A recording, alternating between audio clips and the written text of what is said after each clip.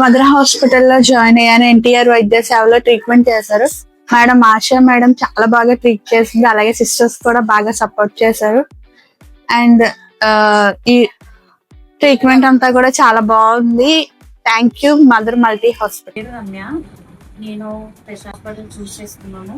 ఇక్కడికి వచ్చిన తర్వాత ఈ ఎన్టీఆర్ వైద్య సేవ ద్వారా మేడం ఆశా గారు ఇక్కడ స్టాఫ్ కూడా బాగా రెస్పాండ్ అయ్యి మాకు సేవలు అందించడంలో మేము ఎటువంటి బాధలు చేసి 1 డేలోనే పంపించాము.